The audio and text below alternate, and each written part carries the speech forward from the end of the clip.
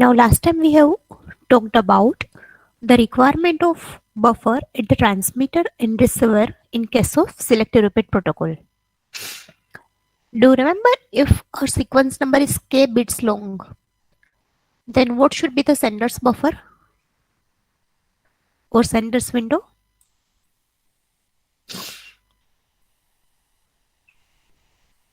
Yes, Keval, it is just that I use the variable k here. But that's correct.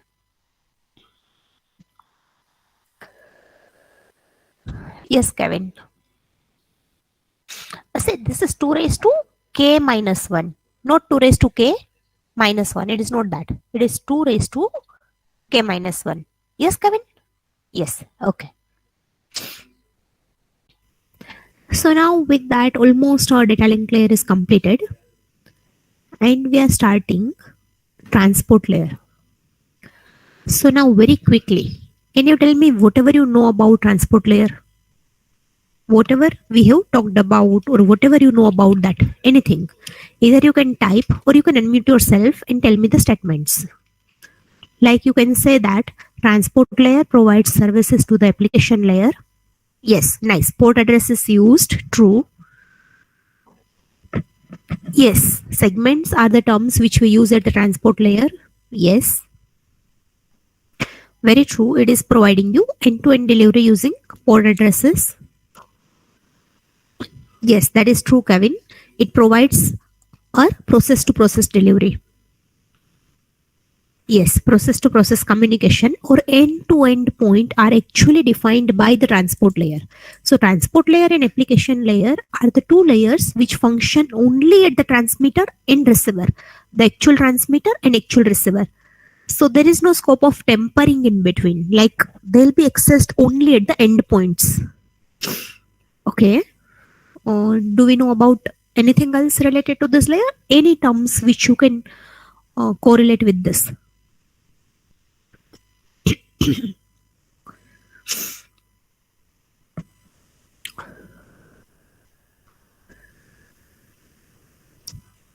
Do you happen to know which protocols are used at the transport layer?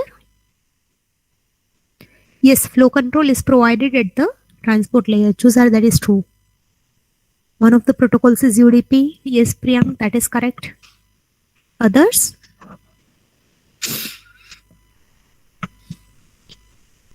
Okay, so can you now try to recall the prime responsibilities of transport layer? Which are the main jobs attempted at the transport layer?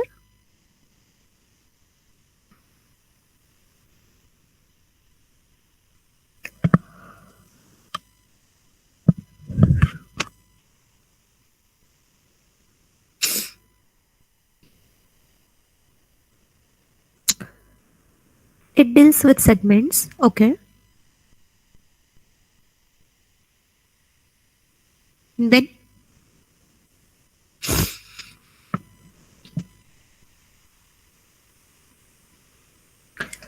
okay, fine. We'll come to this after a while. Now, transport layer and data link layer are pretty similar. Similar in a way that both of them deal with error control, both of them have buffers, and both of them deal with flow control. I hope by now we are very clear with what do we mean by error control, that we are ensuring data integrity. Whatever data is sent, the same data is received at the receiver. If that facility is provided, we say that it is reliable or we are providing error control. Buffers will be required whenever we are dealing with error control because we may need to retransmit the data afterwards. So data needs to be stored there. If it is unreliable delivery, then you can simply send the data and forget about that. But in this scenario, we have to be sure that data is acknowledged. If it is not, then it is our responsibility to retransmit that, and for that, that needs to be buffered. So buffering will be required at the data link layer. It will be required at the transport layer. Next is flow control. That your transmitter makes sure that it is never sending more data than what your receiver can manage. That is done at the data link layer, and that is also done at the transport layer. So these are some of the issues which are similar at the data link layer and transport layer. However, the difference lies between the degree of them rather than the kind. Like when I say buffer, then storage capacity at the data link layer will be very limited as compared to the transport layer, because your data link layer functions just between two endpoints. Like physical communication link will be there. Here is one router, here could be another router. Between two routers, the storage capacity will be very limited. So here we should pose for a while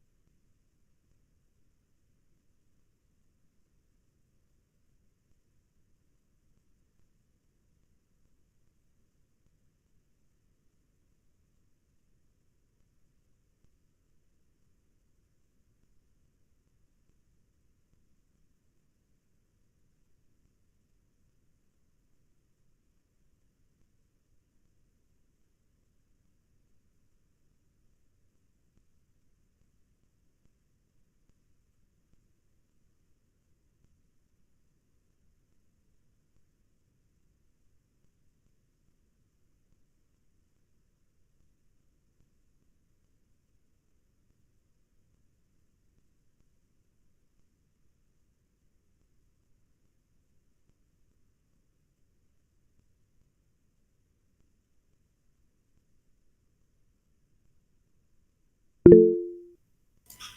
layer. Sorry, this was some network glitch. Tell me, how much could you hear?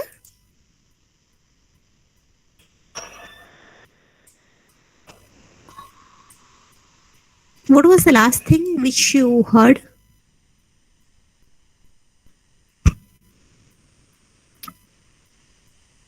Okay, between two routers. Okay, fine.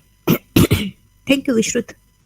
So your data link layer functions between just two neighbors, two hops, two nodes, while our transport layer functions between source and destination.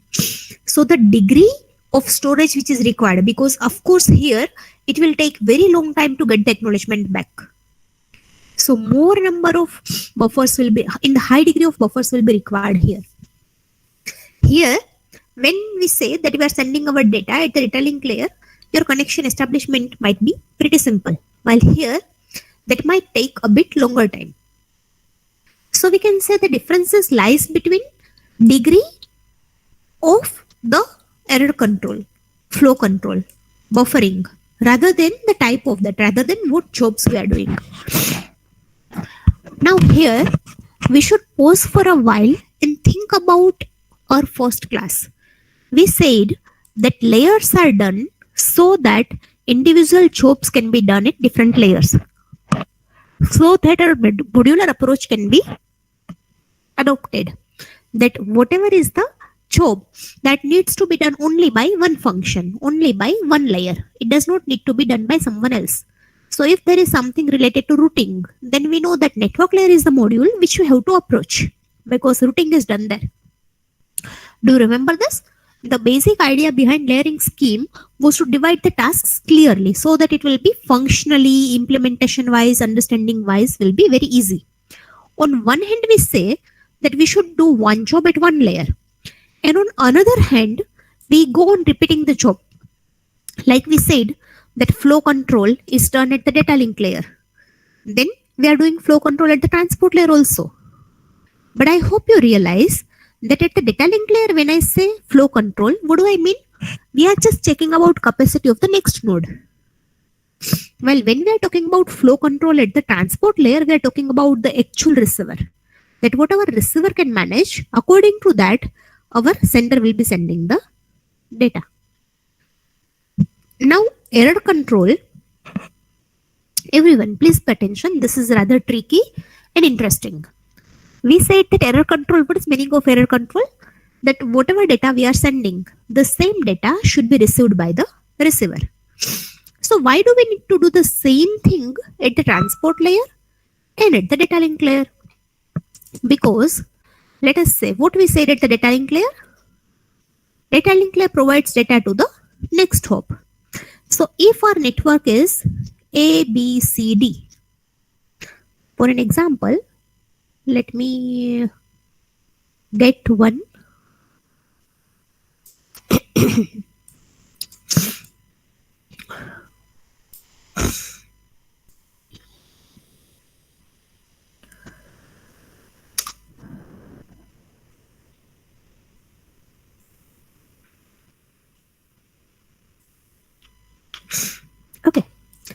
if our network is like this, that A, B, C and D, we are sending data from A to D. We already know the process by now, that here port address will be inserted, here IP address of the source IP1 and IP4 will be inserted, here MAC address 1 and MAC address 2 will be inserted, then again it will be removed, here another header will be inserted which will be having source MAC address this, destination MAC address this, and so on. So what my question is, that we said that we are doing error control at the data link layer as well as we do error control at the transport layer. So cannot we keep it at one layer? Is it mandatory to keep it at both the layers? Because see, when I say we are doing error control at the transport layer, what do we mean? That whenever this transport layer delivers data to this transport layer will send the acknowledgement back here. That is what we can interpret in the very simple terms. In the data link layer, whenever we send, if it is received here, it will give an acknowledgement. Then this will work as a transmitter. This will forward, this will give an acknowledgement. When this forwards, if it is received here, it gives an acknowledgement. So if data is correct here, if data is correct here, and if data is correct here, then indirectly, cannot we say the data is correct from here to here as well? So again, I repeat the question. Is it mandatory to provide error control at data link layer and transport layer both? Think over that for half a minute and let me know.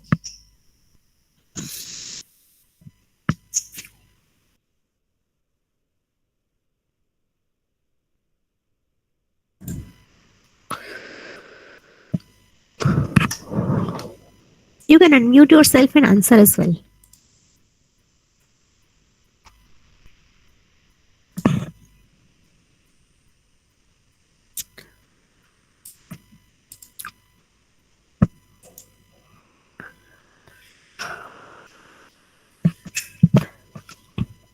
Have you understood the question which I'm raising here?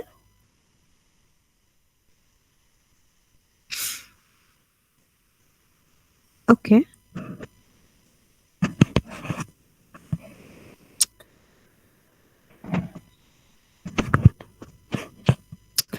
So again, this question can be approached two ways. Like, can we provide error control just at the transport layer and skip at the data link layer? Or can we provide error control just at the data link layer and skip at the transport layer? And we can think about pros and cons in both the situations, like what will happen if we do like this. Yes, Vishrut, would you like to unmute yourself and answer? You have written that if data corrupted in between, then we send it again. That is true. That will happen in both the cases, whether we provide at the data link layer or we provide at the transport layer. If data is corrupted in between, that means checksum will not match at the receiver. And whenever we detect that the data is not correct, then we don't send an acknowledgement and transmitter is going to resend the data.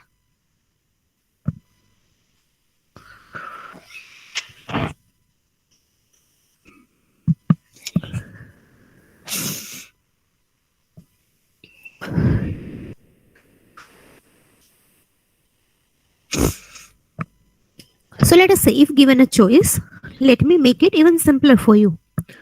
Would you skip error control at the transport layer or at the data link layer?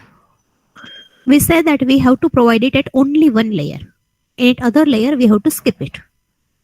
Then what would be your choice? At which layer would you recommend it? Vishrut says transport layer. What about others? Juzar says data link layer. Ronak says keep at the transport layer.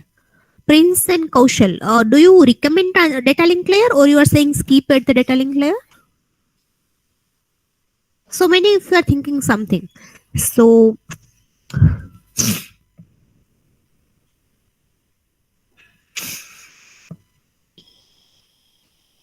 okay.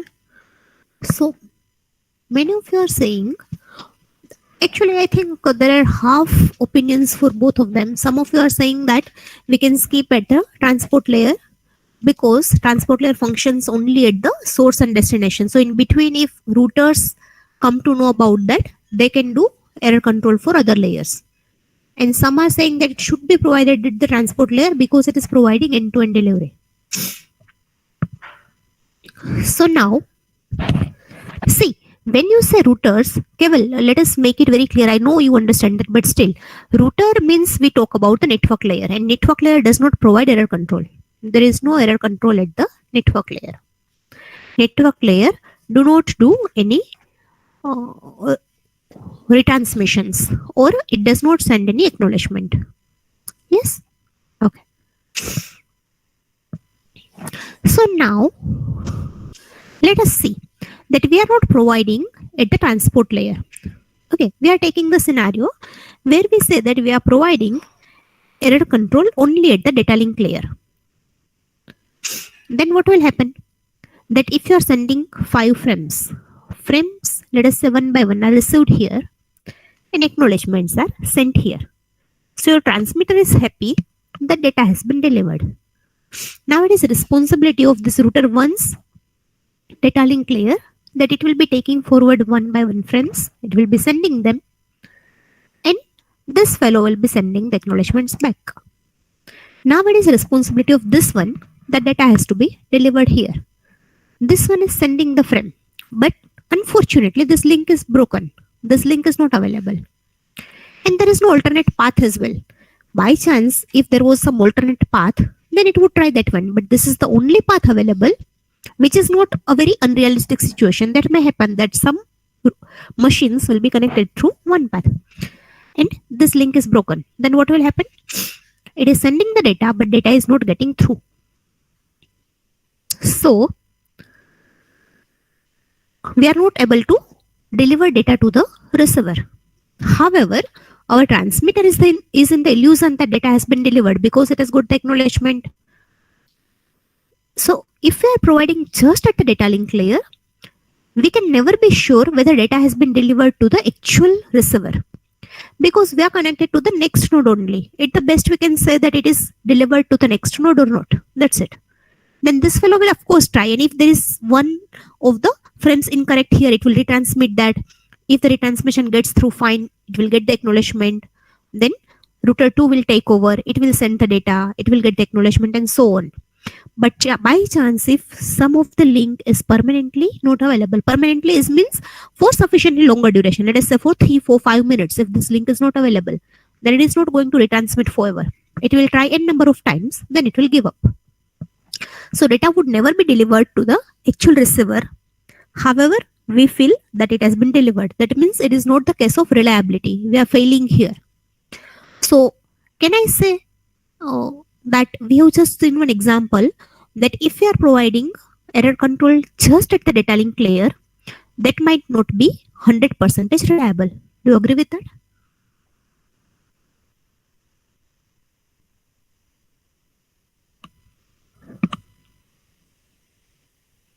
Now I would give you half a minute and think that if we provide just at the transport layer, then will it be reliable? Yes or no? And will there be any other issues? Please think over that and then we will discuss.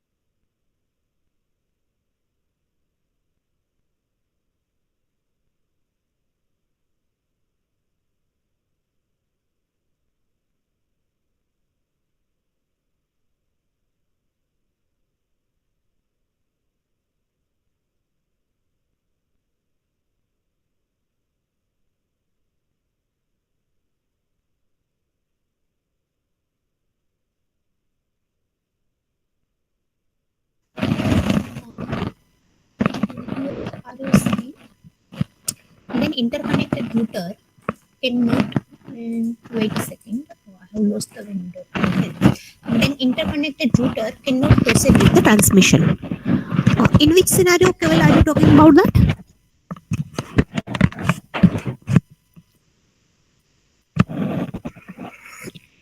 Yes, please unmute yourself. Yes. Yes, ma'am. Let's say we are doing the data transmission in this figure only. Then, if we say that the error control is provided only at the transport layer, but let's say there is a two routers in between, then one data link layer send the data through the physical layer to the other data link layer, then it cannot able to acknowledge without the error control. Why? Now we are saying that let us not have a burden of error control at the data link layer. It is not sending acknowledgements. It is simply passing on the data. Let us say that only. That by chance we are skipping error control at the data link layer. Then what will happen?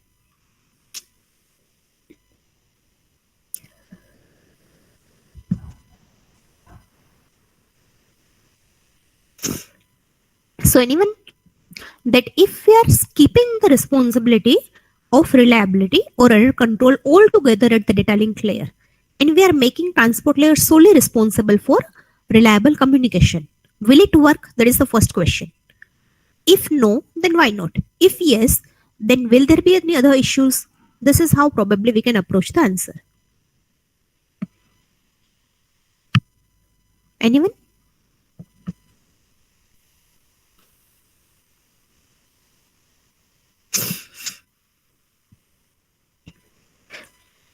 Okay, that is true, Vishruth. It will work. If we provided the data link layer, then it will work. Jews, are you also right? I'll come to that just within 1 minute. So if we are providing the error control at the transport layer, what is meaning of that? That whenever transport layer receiver is getting the correct data, it will send the acknowledgement. That means data verification will be attempted only at the transport layer. If it gets incorrect data, it will not be sending the acknowledgement, and transport layer again will be retransmitting the data. That means it will never happen that by chance, just like the earlier example, this link was broken, then data will never be delivered here and we will never get an acknowledgement. So we know that our data has not been delivered and we'll keep trying. In case if we are not able to get through, then also we know that how much data has been delivered and how much not. That is what reliability is about. Like in the earlier scenario, we thought data was delivered, but it wasn't. Then it is unreliable. While here, we are exactly sure of the data status and data integrity. So it will work. So providing at the transport layer is sufficient and it is mandatory. But the question is it efficient?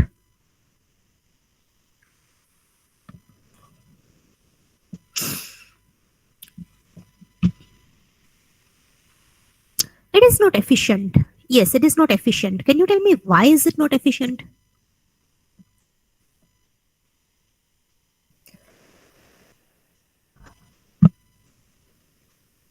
That is true, channel, but can you answer me that in some different words? I understand what you are telling me. Yes. So all of you are probably pointing to the same thing. Like let us say here, we have sent the segment. Here itself, there was one bit changed. The data was corrupted. Then what happened? The wrong data is given here. Then again, this is receiving that. It is forwarding that. Then this is the place where we realize that, oh, the segment is incorrect. That means we're not going to send the acknowledgement. So unnecessarily, our resources are wasted.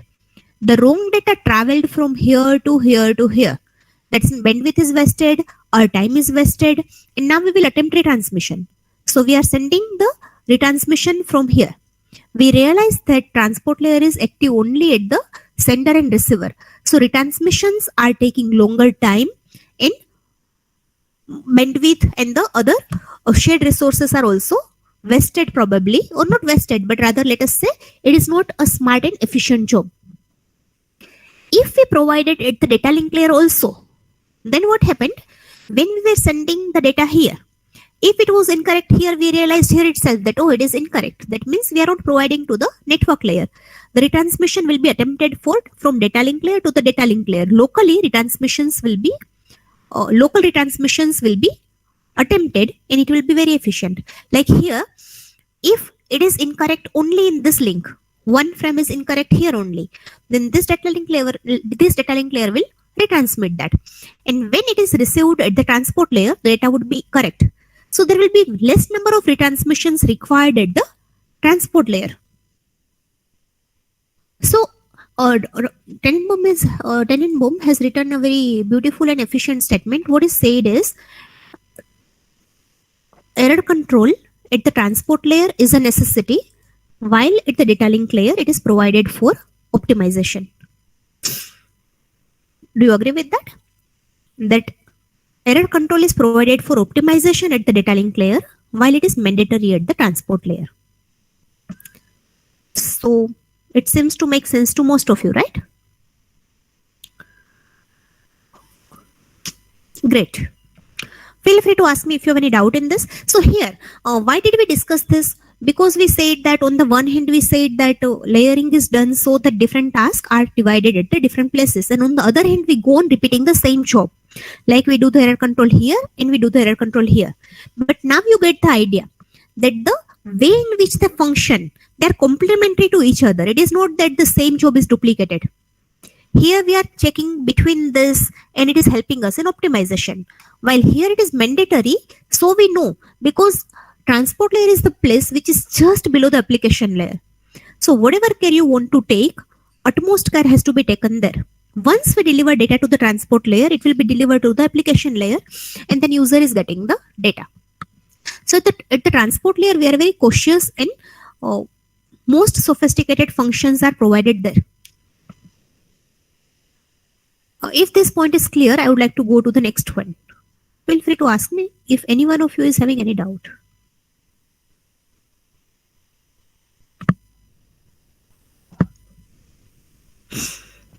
Are we good?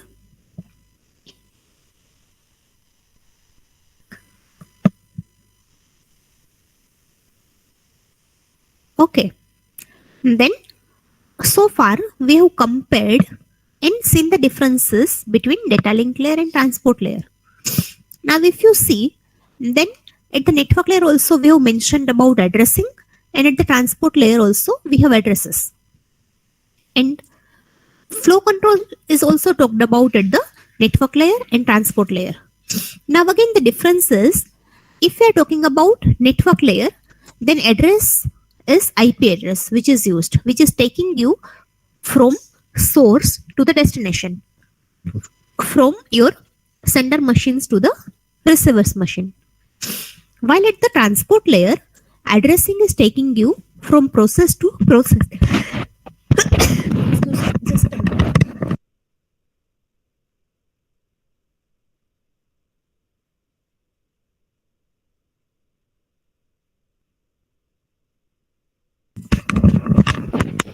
So that way, addresses are different at the network layer and transport layer.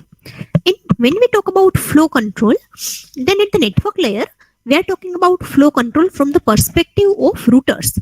Like, are router managing that? Do you know any flow control algorithms at the network layer? I think Madam has already talked about them. Are you aware of flow control algorithms at the network layer?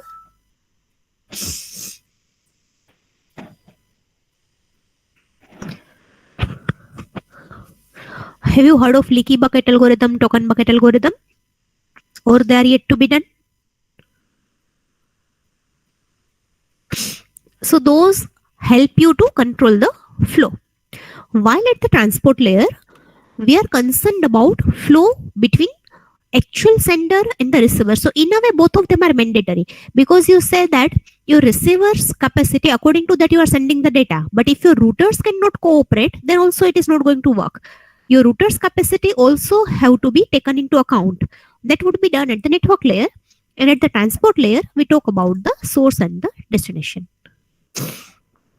Now let us have a look at this figure. I think intuitively all of you know this. At the transport layer, we have segment payload received from the application layer. We insert a header there. What would be probable content of this header?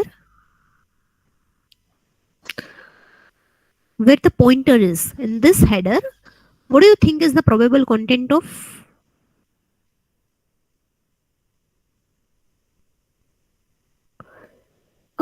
No. Oh, have a look at this. This one is the third one, the most inner side. Segment payload and this one. Segment payload means our data which you are getting from the upper layer, which is application layer. And then we are inserting one header here. That is true. Port addresses will be there. Source port address, destination port address, and something like checksum, because we are dealing with, let us say, error control here. So port addresses will be here. Now this entire thing is a segment which will be passed to the network layer. So for network layer, this is the payload. This is the packet payload at the network layer. And we are going to insert one header there, which is packet header. Now Ronak, your answer would be correct here. We are going to have source and destination IP address in the packet header. Now this entire thing is known as a packet or IP datagram, which will be given to the data link layer. Now from here to here, this is part of the frame. This is frame payload. We are going to have frame header, and ideally there should be frame trailer also. So that is how a frame will be built. So this is very rough and conceptual nesting of segments, packets, and frames.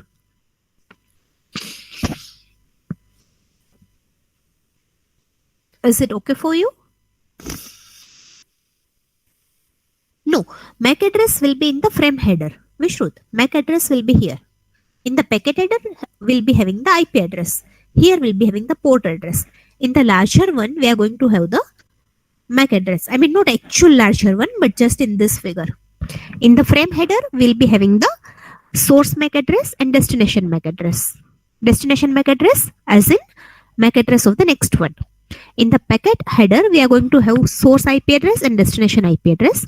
In the segment header, we'll be having the source port address and destination port address, which are unique to the process on that particular computer.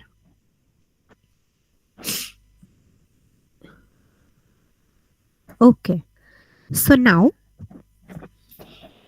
that was just background and introduction to the transport layer, like how transport layer is similar to data link layer, but still it is different than that.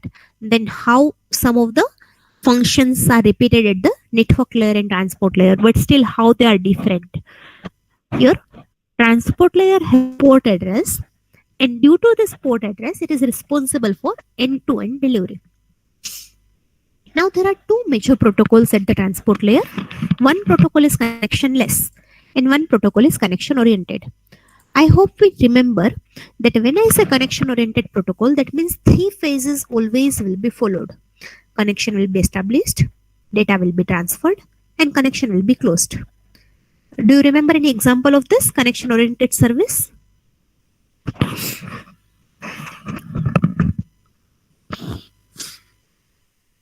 Yes, our cell phone. When we call someone, then we are connecting. When you're dialing the number, then you're sending your data, then you're closing the connection. While when you're, let us say very vague example, but if you're sending your letter via envelope through courier, then that is connectionless service. You send the data.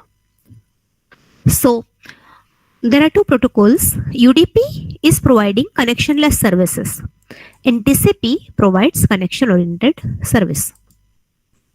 Now we said that your transport layer does flow control, it does error control, it provides reliability, buffering will be required, etc. None of them is done in UDP. It is done in TCP only. And TCP is a major protocol of the transport layer. So whatever are the functionalities of TCP, they consider that those facilities, because they are available at the transport layer is capable of providing that. Like transport layer is capable of providing flow control, error control, congestion control, and so on, because TCP provides that. That does not mean that UDP is also providing all of them. However, TCP is one of the major protocols, and by now you have realized also that name of the protocol suite is TCP IP protocol suite. So IP and TCP, both of them are heart of the networking module. Both them together will be providing you reliable and efficient service. TCP helps you in reliability and IP helps you in efficient routing. So both of them together will be providing you the fast and intact delivery. Okay. So now first let us complete UDP, and then from next class onwards we are going to talk about TCP. UDP stands for User Datagram Protocol. Now I'm a little bit surprised that given a choice, like there are two choices given at the transport layer.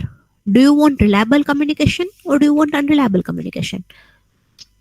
Then why would anyone want to go for unreliable communication?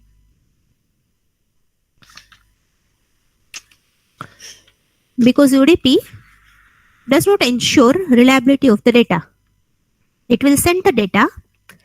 Data might be changed, and UDP does not do anything to recover that data. While if you are using TCP, then whatever you are sending, the same will be received. If it is not received, then TCP makes efforts to deliver the exact same data. So I'm asking you a question, that why in the world would anyone choose UDP over TCP? Am I making any sense to you?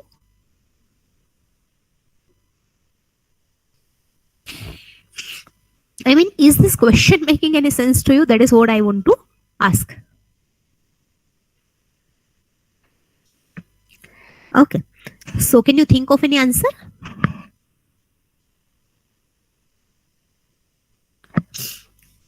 Yes, UDP is fast. Both of you are right. Preet and Kenil, both of you are right that UDP is faster than TCP. But then, would you prefer quick service over reliable service? Or I'm asking you indirectly, for which applications you would not be much bothered about reliability, but you are much concerned about the speed. Okay, testing purpose. Then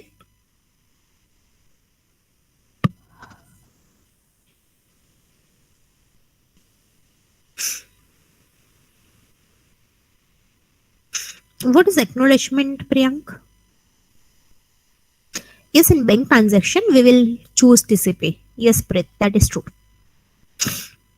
So actually, I'm not asking about TCP because I know that you will be knowing so many applications for that.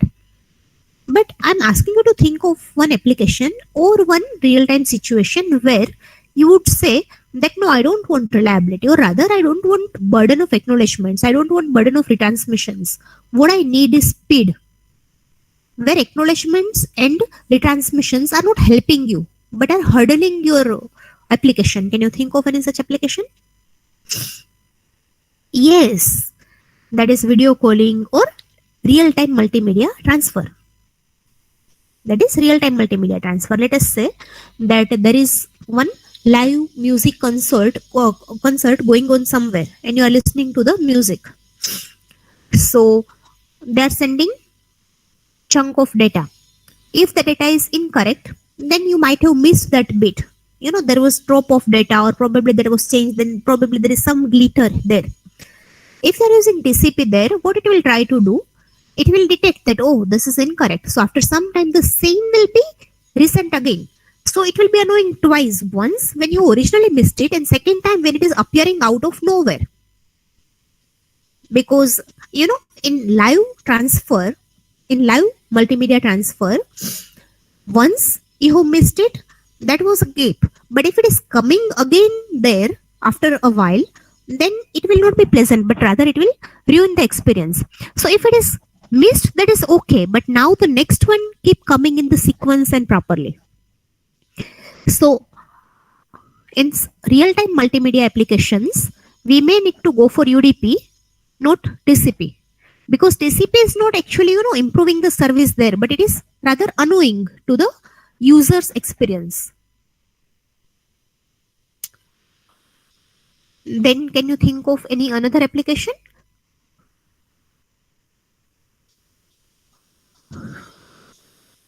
Let us say if you are going for broadcasting or multicasting, at that time UDP is the option. We cannot afford to have TCP then, because when I say broadcasting or multicasting, then we are not establishing actually connection. If you are having TCP, that means if you have any users, then end connection will be established and you will be sending to all of them and you will be getting acknowledgement from all of them. So it will not just be so many acknowledgements on the reverse link, but that will be one-to-one end connections. That will not be broadcasting and multicasting in the true sense. So whenever you have to go for multicasting or broadcasting, at that time, UDP is a better option than TCP. Like, what do? If you're getting acknowledgement from half of them or not half of them, do you retransmit that or do you not retransmit, or what do you do in TCP? There are so many complex issues then. And another application would be in case of short client server queries, UDP is preferable. Because when you are going for TCP, then you have to establish connection. And I'll explain you in the next class that for establishing connection in TCP, three-way handshaking will be done. That first you will send the request, then the other party will send you the request and give acknowledgement of this. You will give acknowledgement. Then only your connection would be established. Then you will be sending the query. The query will be acknowledged. You will get the response. You will send acknowledgement of that. Then again you will go for closing of the connection, other party will acknowledge that, and so on. So this much process will be done just for one simple small query. Rather than that, if you are using UDP, you will simply send the query, you will get the reply. Most of the cases, if you don't get reply, then after a while you can again send it. That will not be part of the UDP's mechanism. UDP does not do retransmissions, but your application which is using UDP will be made in such a way that if it is not getting replies in some time, and if it is mandatory, it will be again asking the question, which will be much more efficient. You might have heard about DNS.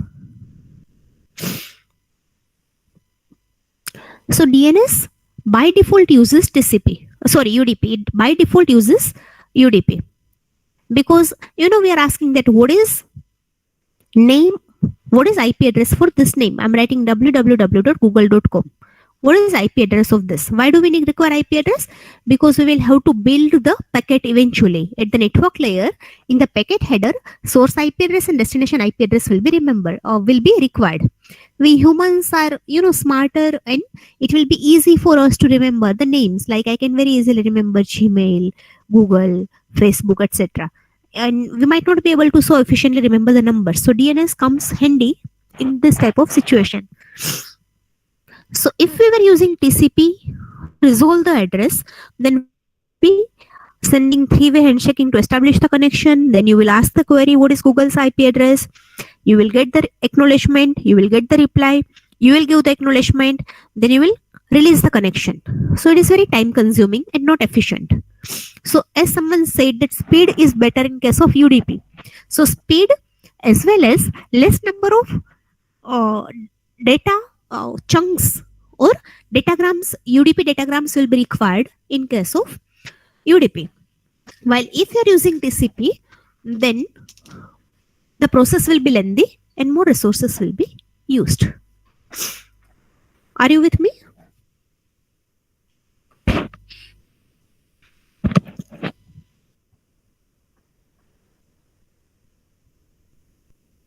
So UDP is used when there is real-time multimedia transfer, short client-server queries, broadcasting, unicasting, broadcasting, multicasting, or such applications. Now let us have a look at the header of UDP. UDP header is the simplest and cutest header you would ever have. There are 4 fields. Each field is of 2 bytes. I hope you remember that port address is of 16 bits. So 16 bits for the source port address, 16 bits for the destination port address, 16 bits to denote length of UDP data. Like you will be sending one datagram, you will send the other datagram, you will send the third datagram. We would not be actually writing that source port address is this, destination port address is equal to this, nothing like that. Everything would be in terms of 0, 1 binary. I hope you realize that that will be simply binary bit stream. So your receiver needs to know that here one UDP datagram ends and the next one starts where. That will be decided on the UDP length. So like if you are writing 100 here, it knows that okay, here there are 100 bytes and then it will end that. And whatever is the next 8 or next 16 bits, it will know that okay, this is source port address. Next 16 bits, destination port address.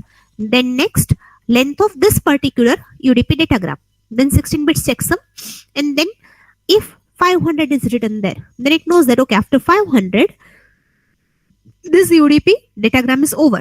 Again, whatever is the next 16 bits, that will be the source port address, next will be destination port address, and so on. That is why UDP length would be mentioned. And checksum. So you may say that UDP is unreliable and we are never going to retransmit the data. Then why checksum is there? So checksum is not mandatory here. It is optional. Whether data is correctly delivered or not, no acknowledgements are generated and no retransmissions will be attempted. However, we can save our application to get obviously incorrect data by providing optional checksum. Like if checksum is used, then receiver will calculate. If it is correct, then it will give to the application layer. If it is incorrect, then it will be rejected. So the idea is something like that. It is better not to give data than to give the wrong data. However, if you're very adamant that no, UDP is unreliable and I don't want to use checksum, I don't want the burden of a checksum, then you may skip that. You may write all 16 bits as 0. Then whatever your receiver is receiving, correct or not, it will be giving as it is to the application layer. So there is a provision where UDP provides you facility to protect your application from the wrong data by using the checksum. However, no recovering mechanism is there that if the data is incorrect, then nothing can be done here. You will have to drop that. So that's it about the UDP header. There are 4 fields. This first 2 are very obvious, like source port address, destination port address, then length to know that where this particular datagram ends, and checksum so that your application can have the bare minimum facility of not getting the wrong data. But if you think that no, I don't want to get into the calculations of checksum at the transmitter, verification at the receiver, I'm okay with wrong data, then this is optional. You don't need to use it.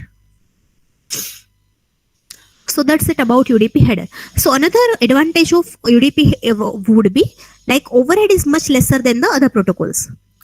In TCP, what is the compulsory TCP header length? Okay, let me ask about IP. In IP, you already learned that. In IP, what is the compulsory header length? Or rather, what is the bare minimum length of the IP header? That is the question I'm asking you. I think IP header is covered. Yes. It is 20 to 60 bytes, not bits. 20 to 60 bytes. Priyank, your source IP address itself is 32 bits, right? So 20 to 60 bytes. So minimum is 20 bytes and maximum 60 bytes. Now compare that with this. Can you tell me how many bytes long is the UDP header? Look at this and you should be able to tell me.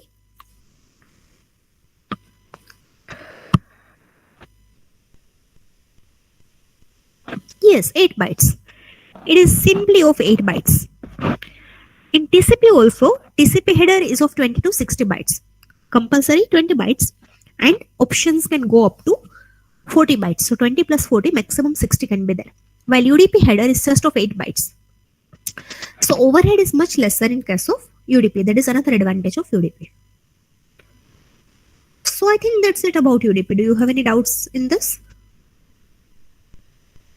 We have some applications of that, header of this, and it does not do anything for the error control, congestion control, flow control, nothing is done. However, there is something common in both the protocols of the transport layer, in which is port address. Port address is provided, and by using port address, actual end is identified. End-to-end delivery is possible at the transport layer due to port addresses.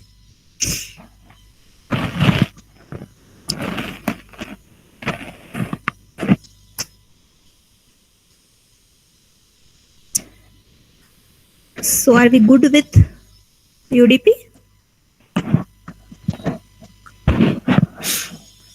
Of course, you can ask me if you have any question.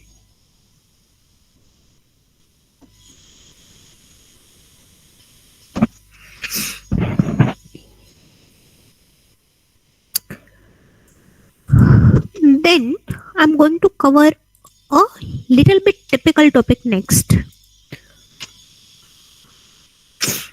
which is Shudo header. So I need to be sure that all of you understand this diagram, that segment is encapsulated in the packet, which is encapsulated in the frame, and then it is sent. We have here port address, we have here IP address, and we have MAC address. Yes, Vishrut, it is built upon TCP.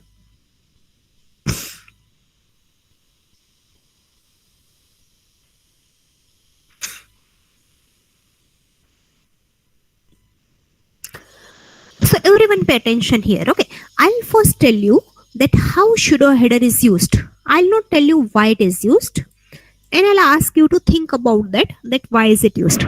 I'll explain you how Shudo header is used. So first let us look at the field of Shudo headers. Everyone please be very attentive. We have source IP address. This is IP address. This is from your textbook, but please read it, source IP address. It will be easier for you. Source IP address, destination IP address, then this 8 bits are 0, then protocol number. Like if it is UDP, then it would be 17. If it is TCP, it would be a different number. So here, based on along with which protocol we are using this Shudo header, that number would be there. And UDP length, that will be writing here. So that is our Shudo header. So at the transmitter, transport layer, when checksum is calculated, then checksum is calculated not just based on this, but this UDP header, Shudo header, and the data. I repeat, UDP header, Shudo header, and the data which will be followed, all of them will be used together to calculate the checksum. The same goes true for TCP as well. I'm just explaining in context of UDP. The same is applicable to TCP. So we have calculated the checksum using this UDP header, Shudo header, and the data. Now what do we do? This Shudo header is never transmitted. It is just used for the calculation. What we are going to send to the network layer? UDP header and data. What is data? Data is payload. We can say UDP datagram payload and then the header, segment header. This entire will be sent to the network layer. At the network layer, you have source IP address, destination IP address. Can you tell me whether you have checksum in the IP header?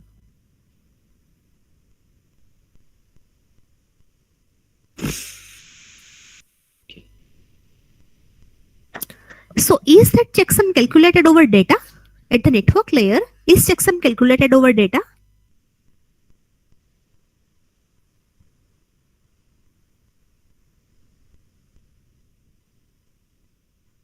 Or I'm asking you, is network layer providing you reliable communication?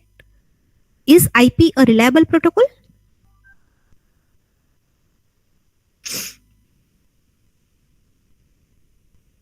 Kenil?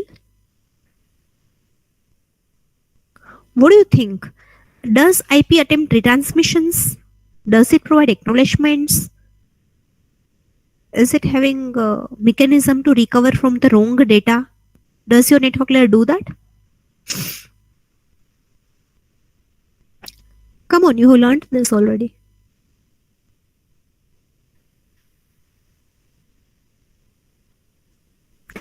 Yes. So checksum is just for the header there. IP is unreliable. Please remember that. IP is mainly helpful to you to deliver your data correctly to the destination. That is the purpose of IP. It is not bothering about the data integrity. Like what data is given, that is not botheration of the IP, because then data link layer will take care of that between the immediate nodes, and on top of IP you have TCP, which will make sure that correct data is there. So checksum is there at the network layer, but that is just for the header. For your 20 bytes, if your header is of 20 bytes, then are those 20 bytes correct? That is all we are worried about. Nothing else. Why? Because by chance, if your destination IP address is changed or source IP address is changed, then you might deliver data to the wrong address, and you don't want to do that. That is why checksum for the header is provided in the IP header. So checksum is there, but that is not for data integrity.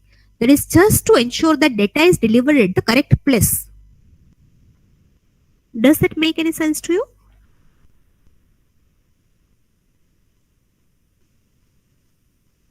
Okay.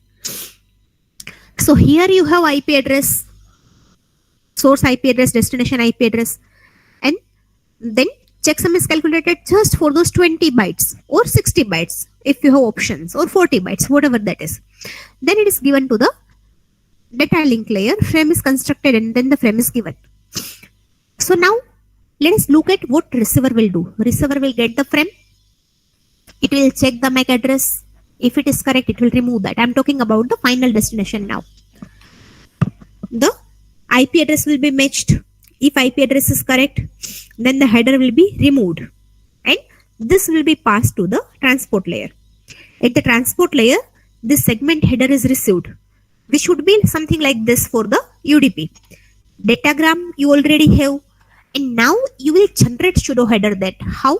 From the network layer, you will ask for source IP address, you will ask for destination IP address, then this are 0. You know that we are using UDP, so you will write 17 here, and UDP length is taken from here and it is pasted here. So Shudo header is generated at the receiver, which is used to calculate checksum. So UDP header plus Shudo header plus the content. If all of these three generate the same checksum, then it will be checked with this and it will be accepted. Otherwise, it will be rejected. So I repeat a few key points. Shudo header is having source IP address, destination IP address, protocol number, and length, which is used at the transport layer transmitter to calculate checksum. After calculating checksum, it will be removed. It is never transmitted. At the receiver, because it is not transmitted, it would not be received. So receiver's transport layer will generate the Shudo header by help of network layer. It will ask network layer for the source IP address, destination IP address, and this fields, it is self-capable of having them.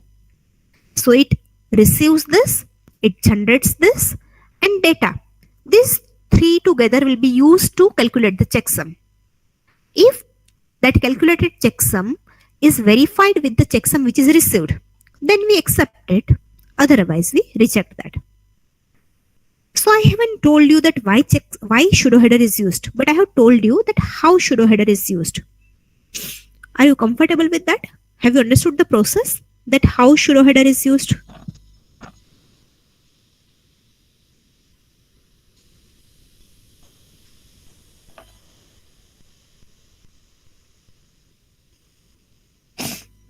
Shudo header never travels on the network. It is used for checksum calculation and checksum verification. Of course, one of the major criticism for Shudo header is that we are using source IP address and destination IP address at the transport layer, which are actually entities of the network layer. So we are violating the basic layering structure where IP address should not be accessible at the transport layer. But when you use Shudo header, at that time, you are using IP header, not IP header, IP addresses at the transport layer. You are sending the checksum. You are sending the checksum. Priyank, you are sending the checksum. You are not sending the Shudo header. This Shudo header, only this much part is not sent. You are sending this header and you are sending data. So in this header, we have checksum.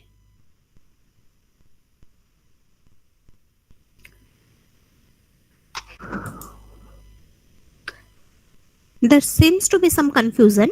So at least those who understood this can tell me that have you understood that how Shudo header is taken into account to calculate the checksum? Do not worry about why do we do that. That I'll attempt after a while.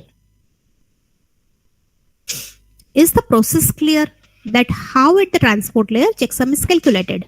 and how at the receiver checksum is verified. I'm asking that only.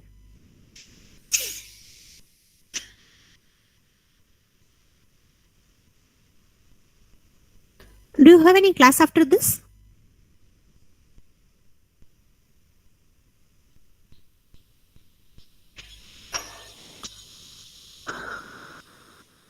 Okay, so can we continue for 3-4 minutes?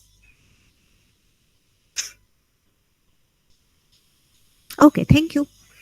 So everyone, please try to be with me. જો transmitter બાજુ checksum કઈ રીતે calculate થાય transport layer ઉપર?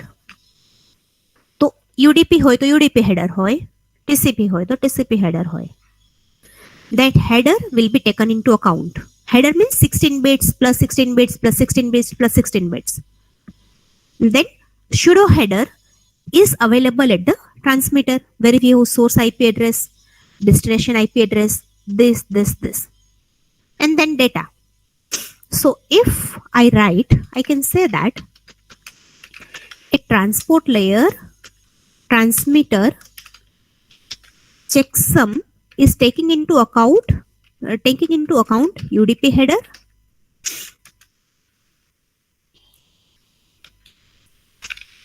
Shudo header, and data.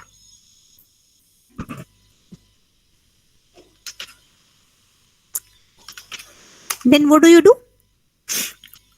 You send only UDP header and data. That is known as UDP datagram or segment. You can say that. At the receiver, what receiver is receiving? Receiver receives what your transmitter has sent. So receiver will receive UDP header and data. What your receiver will do? It has to verify the checksum. So it is having this two entity already. It has UDP header. It will extract Shudo header from the network layer. How? It requires these two fields, source IP address and destination IP address. Your network layer already have them. Network layer will provide these fields to the transport layer. It knows this. So Shudo header is generated at the receiver, which is taken into account. Data is already received. So by this, checksum will be calculated. If this checksum which is calculated is same as this checksum which we have received, how have we received that? Because we have received the UDP header. In the UDP header, we have the checksum. If this checksum matches, then your data is accepted. Otherwise, data will not be accepted. Have you understood it now?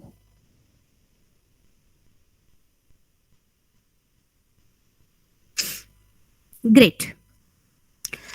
So, thank you Hemangini, Yash, Keval, Priyank, Keval, everyone. Now my question is, this was just the process that how do we do that? Now the main part is still left. That why do we do that? Why do we need to do that? That is the question. So I'll try to explain you that. Be patient with me and try to be focused. So that is just for providing one extra layer of security, because I said before a while the transport layer is the layer where utmost care can be taken. Once you deliver data from to the transport layer, then it will be delivering that to the application layer. Nothing can be done. So whatever checks and balances you have to do, that have to be done at the transport layer. So at the network layer, we have a checksum. We have a checksum. That checksum is taking account into IP1 and IP4. Let us consider this one only. We are considering this one. That IP1, IP2, IP3 and IP4. So what is considered here? In the Shudo header, we have considered IP1 and IP4.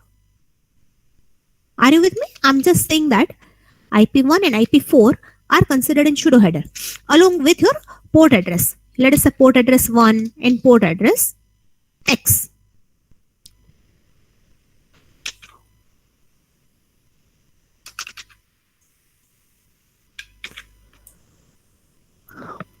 So this is your checksum at the transport layer. So I'm writing checksum at the transport layer.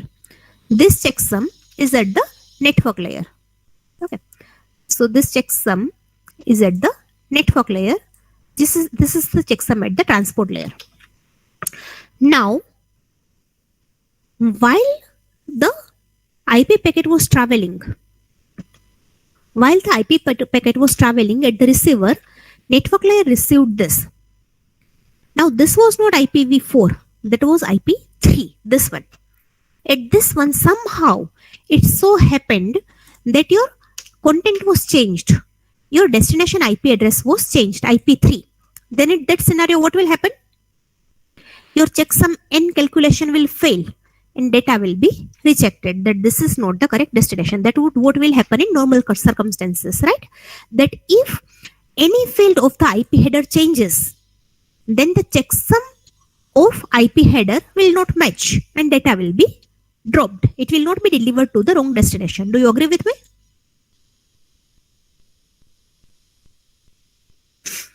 However, there is a very rare condition, but not impossible, that your checksum also changed in such a way. Your checksum also changed in such a way that this error could not be detected. IP3 changed, but checksum is no more the same checksum. You have calculated 13, now it is getting 14, and this 14 is unable to check this. Of course, there is a very rare possibility of this being happening, but however, that is not impossible. If this happens, then what will happen? If this happens, that your checksum and destination IP address changes in accordance, that error cannot be detected by the IP header, then what do you think will happen?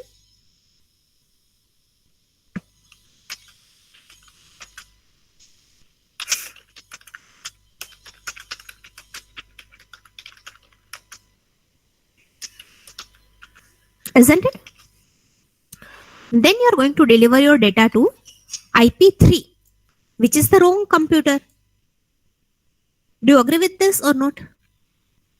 Let us go step by step only. That if instead of IP4, if it changes to IP3, then in the normal circumstances, your checksum will be able to detect that. Most of the time it will be able to do that. However, if your checksum also changed in such a way that it is unable to detect that, then what will happen? Will we deliver data to the wrong IP address? Yes. That means we have delivered data to the wrong computer. If there is Shudo header, then we have still one chance. How? What have we done? That we have received P1 PX. So that we already have. Now we will generate the Shudo header at the receiver. Because Shudo header is not transmitted, that is generated. We will ask that what is the source address. So it will say that, okay, source address is IP1. We will say, what is the destination address? This computer network layer will tell you that IP address of the destination is IP3. So at the transport layer, we are calculating the checksum in which UDP header which we have received, Shudo header which we have extracted from the network layer, and data which we have done. When we will try to generate this checksum, will it be same as checksum T? When I consider these parameters, will it be same as checksum T? No, yes, no. Because here checksum T was taken into account IP4, while here this is there. So this will not match. It will be different. This will not match. And data will not be delivered to the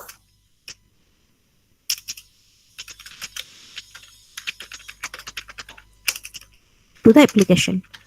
So even in case somehow network layer failed, or not network layer, but we have failed and we couldn't detect at the network layer that this is the wrong destination, then if we provide Shudo header, there is one more check at the transport layer which is ensuring that this is the correct destination. Destination means not the process but the correct computer. There is one more check which we are providing at the transport layer for ensuring robustness. If it is not done, then we would have delivered data to the application layer. Again, I repeat, the chances of this happening is very, very, very less. That your checksum will also change in accordance with this, that it cannot be detected. However, if that happens, then don't worry. We have another check. We have another soldier who is going to make sure of that by using checksum at the transport layer, and will be detecting that, and data will be dropped. Same is true for the TCP as well. And this is the exact reason, why we are not sending the Shudo header, but we are generating that. Because if you are sending that, then again it will be same, like something is changes in accordance, then will be helpless. While here, we are asking the system itself that what is your IP address, IP3. What was the original one? That was this. And then we will calculate it. Which will certainly not match with the data which has used something else. So I hope you can appreciate that how minutely they have thought about various issues and considered them. So that's it from my side. If you have any doubt, feel free to ask me. Yeah, there is a question. Just a second. Yes, Shudo header is just for providing robustness for checking the correct destination. And it is not actually costing you anything, because it is not overhead in terms of transmission. We are not sending that. So it does not travel over the link. It is just used for the calculation and verification purpose. So it is not in a way overburden on the resources, like on the channel, it is never going to travel. So we are not sending some extra bytes for that. Is there any other question, anyone? So we expect in the normal circumstances that it would be handled at the network layer itself, and that is why we have provided that checksum of the header. But somehow, if it skipped that, then also we don't need to worry about that. We have something else to take care of that. That is the basic idea. So if you have any question, any one of you, then you can ask me. Otherwise, I'll assume that everything is fine and we can stop the meeting.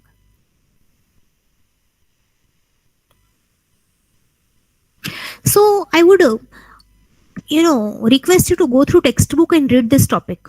Which topics you will read? The similarities and differences of data link layer and transport layer. Then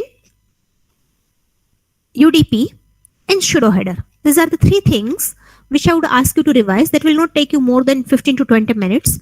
But it will be nice if you attend classes tomorrow after revising this. So can I stop it now?